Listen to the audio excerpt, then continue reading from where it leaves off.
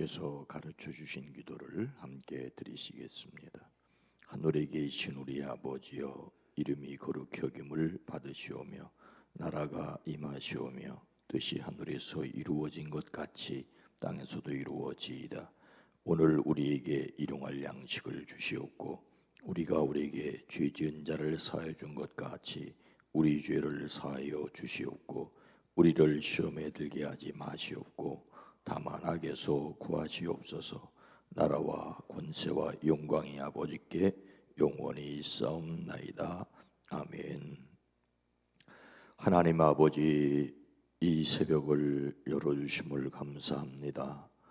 이 시간 머리 숙여 하나님 앞에 예배할 수 있게 하시니 감사드립니다. 고난주일 토요일 주님이 무덤에 묻히신 것을 기억하며 기도합니다. 우리의 삶에 진정 찬송이 멈추어지고 예배가 멈추어질 때가 있음을 기억하고 죽음까지도 두려워하지 않는 담대함이 우리에게 있어지게 하옵소서. 비록 죽음이 있다 할지라도 부활이 있다는 것을 믿는 것처럼 우리를 두렵게 하고 근심하게 하는 일, 원망스럽게 하는 일들이 있다 할지라도 찬송과 기쁨과 감사를 향하여 나가는 지혜와 용기가 있어지게 하옵소서. 이 시간 하나님 앞에 우리의 마음과 소원을 내어놓습니다. 우리의 염려를 주께 맡기고 감사함으로 아뢰옵니다. 평강의 하나님 친히 우리의 마음을 채워 주시옵소서. 이 새벽도 간절한 기도와 간구 위에, 나라와 민족을 위한 기도 위에, 가정과 일터와 자녀손들을 위한 기도 위에 주여 친히 응답하여 주시옵소서. 오랜 기도, 간절한 기도 위에 주여 속히 응답하사 친히 영광을 받아 주시옵소서. 우리로 기쁨을 누리게 하옵소서. 예수님의 이름으로 간절히 기도드리옵나이다. 아멘. 찬송가 290장입니다. 찬송가 290장. 우리는 주님을 늘 배반하나. 찬송가 290장입니다. 우리는 주님을 늘 배반하나. 내 주 예수 여전히 날 부르사 그 참되신 사랑을 베푸시나니. 내 형제여 주님을 곧 따르라. 주 널 위해 비네. 주 널 위해 비네. 주 널 위해 비네. 항상 비시네. 주께서 풍성한 은혜를 내려 내 영혼에 나날에 못 받으네. 주 예수를 너의 도구주로 섬겨 곧 따르면 풍성한 복 받은네. 주 널 위해 비네. 주 널 위해 비네. 주 널 위해 비네. 항상 비시네. 무거운 짐 지고 애타는 인생 주 예수께 돌아와 것이오라.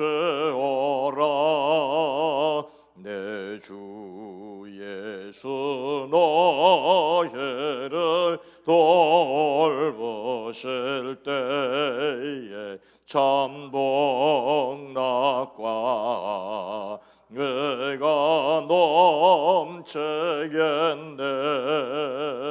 주 널 위해 비네, 주 널 위해 비네, 주 널 위해 비네. 항상 비시네. 아멘. 성경 말씀 구약 사사기 16장 16절로 18절 말씀입니다. 구약 성경 389면 사사기 16장 16절로 18절 말씀입니다.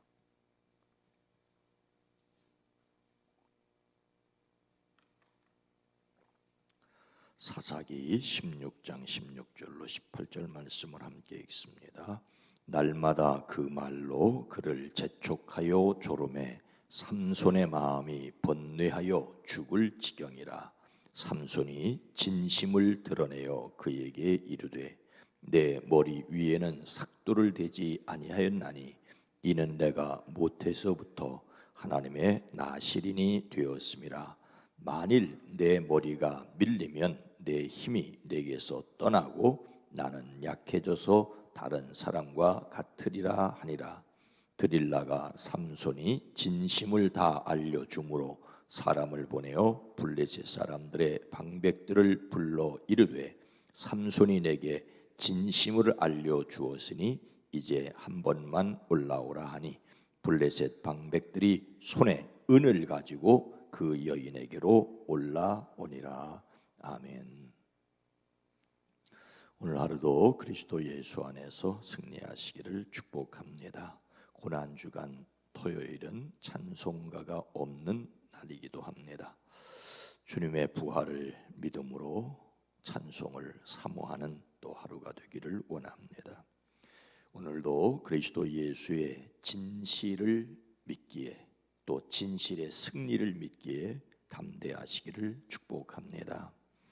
예수님을 담는 4월의 주제는 진실성입니다. 우리는 그동안 모든 사실을 전달한다, 진리를 말한다, 오도하지 않는다에 대하여 들었습니다. 그리고 네 번째 소주제는 하나님의 능력으로 사람을 이용하지 않는다, 사람을 이용하지 않는다. 그리고 그 첫 번째 말씀으로 복음서에서 불의한 청지기의 비유를 들었습니다. 옳지 않은 청지기는 주인의 소유를 낭비하였지요. 그래서 청지기의 직무를 계속하지 못할 형편이 되었습니다. 그러자 주인에게 빚진 자들을 이용하였습니다. 마음대로 빚을 깎아주었지요. 이렇게 하면 직분을 빼앗긴 후에 사람들이 나를 자기 집으로 영접하리라고 생각했습니다. 이것은 주인과의 신의를 저버렸고 또 다른 사람들로 하여금 주인과의 신의를 저버리게 한 것입니다. 십자가를 넘어 부활을 믿어야만 희망이 있는 것은 이 세상에는 여전히 사람을 이용해 먹으려는 사람들이 많기 때문입니다. 교회 안에서조차 마음이 부패하여지고 진리를 잃어버려 경건을 이익의 방도로 생각하는 사람들이 있습니다. 그러니 이 어둠의 세상에서는 더 말할 나위가 어디 있겠습니까? 우리는 오늘 구약의 말씀에서 그 사실을 확인할 수 있습니다. 삼손의 이야기입니다. 삼손은 어머니의 태중에서부터 구별된 사람입니다. 당시 블레셋에게 압박당하는 이스라엘을 구해내는 데 쓰임을 받았습니다. 그러나 그는 연약한 인간이었습니다. 딥나의 여인을 사랑하여 내려갔었고 가사의 창녀에게 들어가기도 했었습니다. 삼손에게 가장 유명한 이야기이자 그의 최후에 관한 이야기는 드릴라와 얽힌 이야기입니다. 여성 편력과 그럼에도 불구하고 하나님께 사용된 이야기입니다. 삼손은 소래골짜기에 사는 어떤 여자를 사랑하게 되었는데 그 이름이 바로 드릴라입니다. 삼손이 드릴라를 사랑한다는 이야기가 소문이 되자 블레셋의 통치자들은 드릴라에게 당신이 삼손을 꾀어 그의 엄청난 힘이 어디서 나오는지 그리고 어떻게 하면 그를 잡아 묶어 꼼짝 못하게 할 수 있는지를 알아내달라고, 그러면 우리가 각각 당신에게 은 1,100세겔씩 주겠다고. 각각 5개 마을에서 각각 은 1,100세겔씩 하면 5,500세겔입니다. 엄청난 돈을 제기한 겁니다. 이때부터 드릴라의 집요한 공격이 시작되었습니다. 드릴라는 삼손에게 당신의 그 엄청난 힘이 어디서 나오느냐고, 어떻게 하면 당신을 묶고 꼼짝 못하게 할 수 있는지 말해달라고. 애교 섞인 말로 농담 비슷하게 처음에 했겠죠. 삼손은 마르지 않은 푸른 칡 7매끼로 나를 묶으면 힘을 쓰지 못한다고. 그래서 정말로 푸른 칡 7으로 묶었는데 블레셋 사람이 당신 잡으러 왔다고 하니 마치 불에 탄 삼오라기 끈듯이 끊어버렸습니다. 드릴라가 계속해서 졸라댑니다. 이번에는 한 번도 쓰지 않은 새 밧줄로 나를 꽁꽁 묶으면 내가 힘이 빠져서 여느 사람처럼 될 거라고. 그렇게 해봤는데도 역시 새 밧줄을 실오라기 끈듯이 끊어버렸습니다. 또 계속 조릅니다. 내 머리카락을 7가닥을 배틀에 섞어서 짜버리면 내가 힘을 못 쓴다고. 그래도 역시 소용이 없습니다.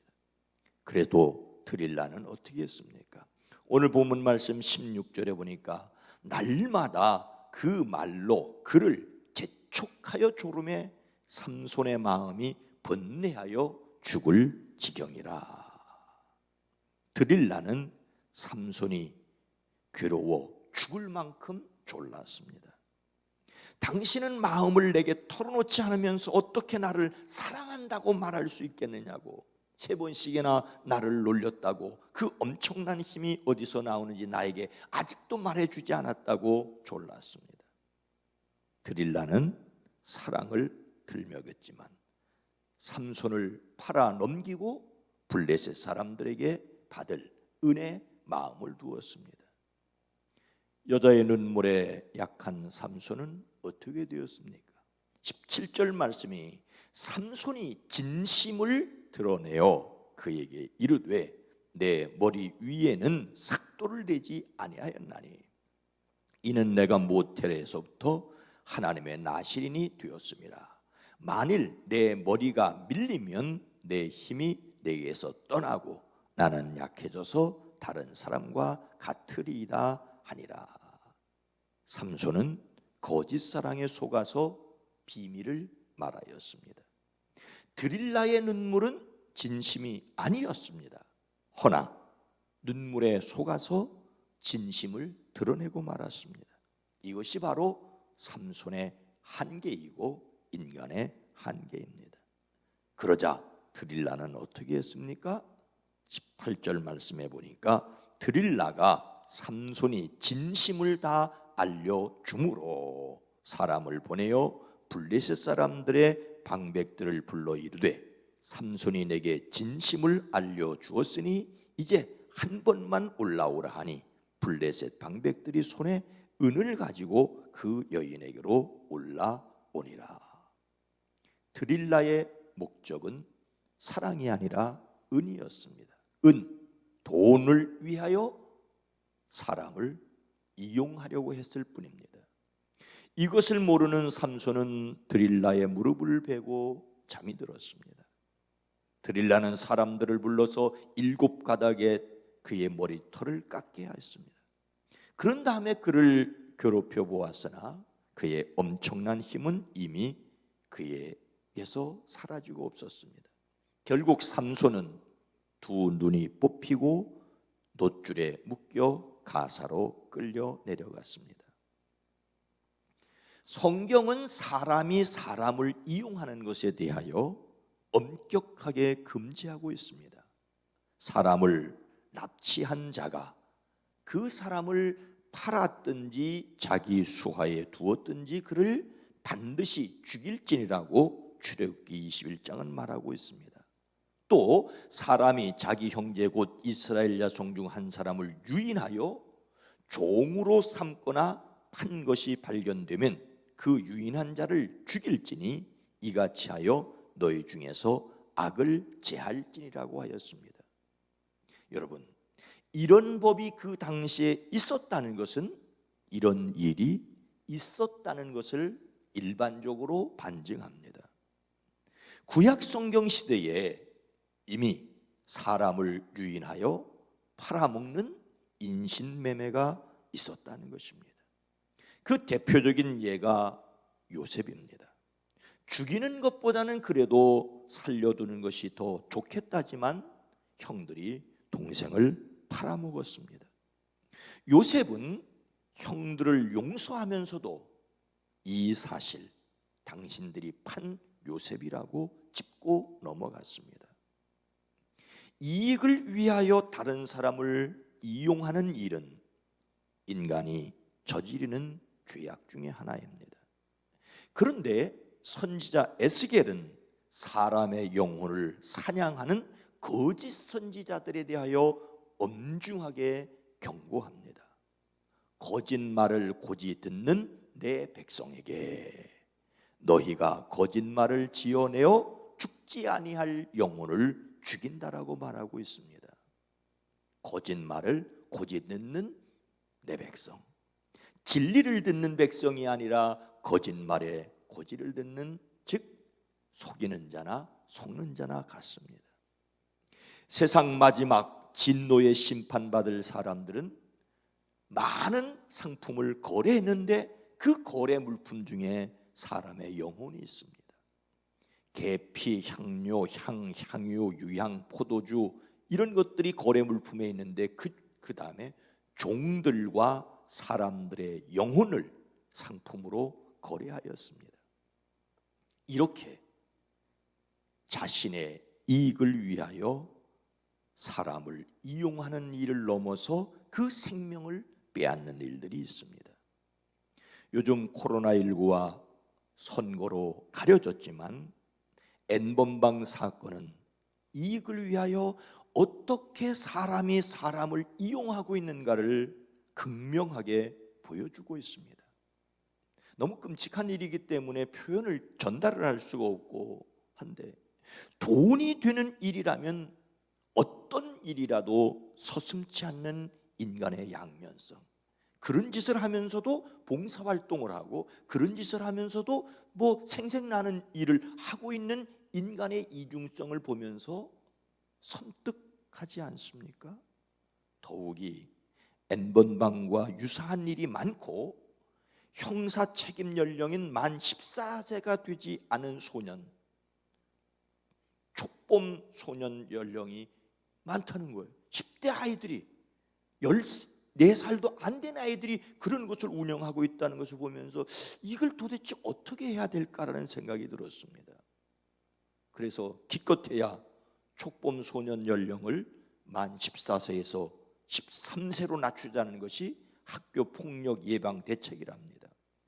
법적인 문제, 교육적인 문제는 역시 해당 기관에서 심도 있게 다뤄야 합니다.